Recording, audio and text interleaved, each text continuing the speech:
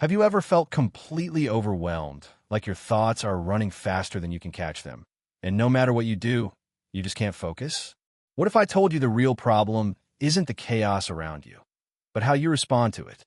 Today, we're going to uncover a path that can quiet your mind, sharpen your focus, and build a kind of inner strength that no one can take away.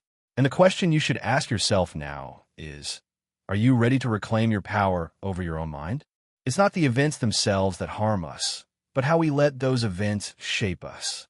Epictetus once said, "It's not what happens to you, but how you choose to deal with it." That simple truth has been forgotten by most men today. We live in a world overflowing with distractions, notifications, opinions, constant chatter. It's a place where reacting fast is mistaken for wisdom and shouting the loudest is confused with strength. And in that world, many men lose their footing. They are scattered, burned out, and disconnected from the quiet, enduring power that lies within. The Stoics figured it out centuries ago.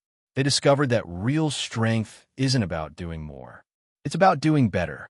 It's not about talking louder. It's about knowing when to remain silent.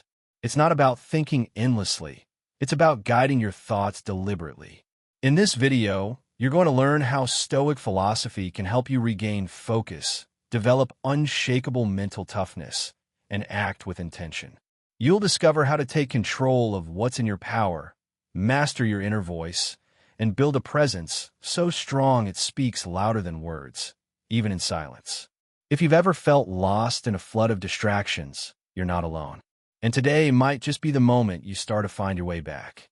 Stick with me, because when you think less, speak less, and focus more, the world doesn't own you. You own it. Thoughts aren't facts. Your mind is a factory producing thoughts, and not all of them are true. Sometimes, a single thought can ruin your entire day. I'm not good enough. I'll never succeed. What if it all goes wrong?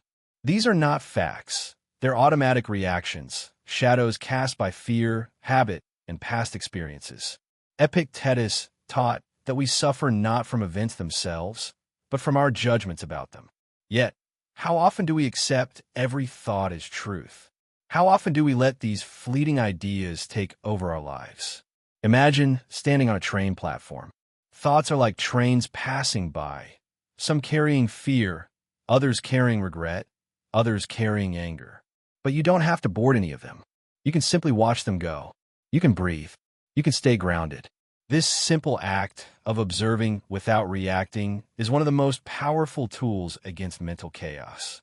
I remember talking with a colleague, a man admired for his calm, who confessed he woke up every morning with knots in his stomach. Not because of what was happening around him, but because of the negative narrative his mind whispered the second he opened his eyes. You're failing. You're behind. You're not enough. For years, he lived as though those thoughts were reality, until he read Marcus Aurelius. Then something clicked. He realized he could create space. He could say, "I'm having the thought that I'm failing." That subtle shift changed everything. It wasn't him failing anymore.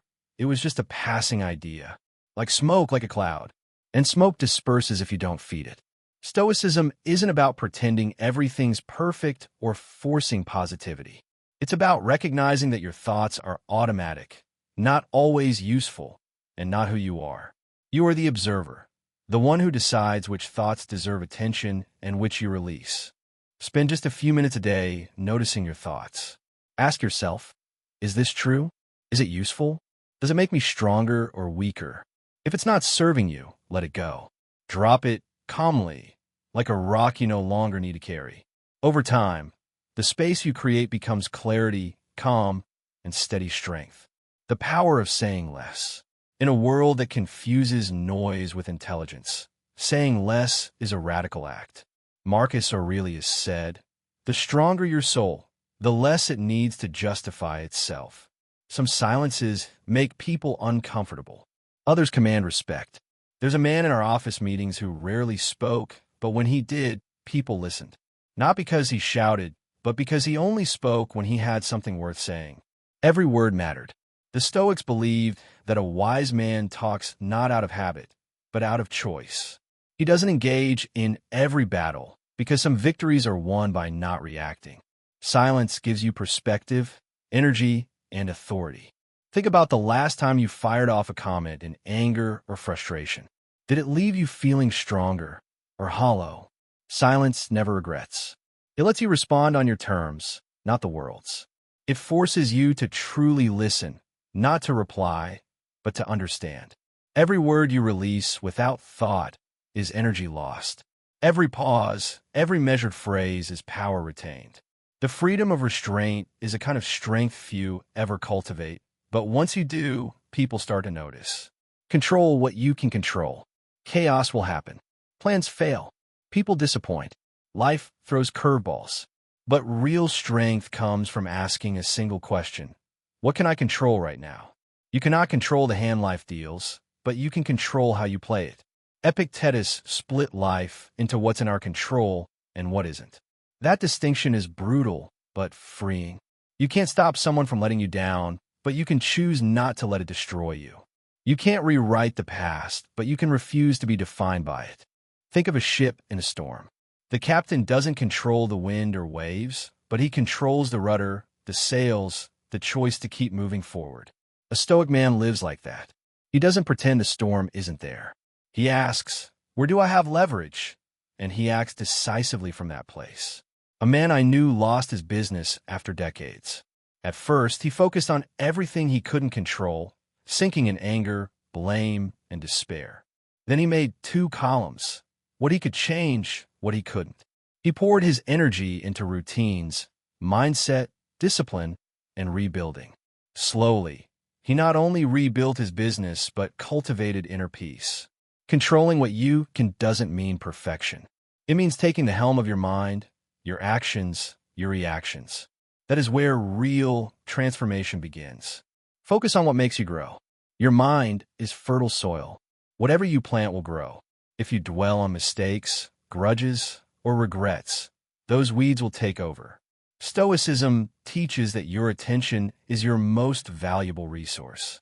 Focus on what builds you, strengthens you, and moves you forward. Marcus Aurelius wrote in the middle of war and betrayal that the soul grows stronger by concentrating on what life demands today, not yesterday, not tomorrow. The present is the only time you can act. Every time you catch yourself dwelling on the past or worrying about the future, bring your mind back to now. Growth isn't always loud. It's quiet, persistent daily.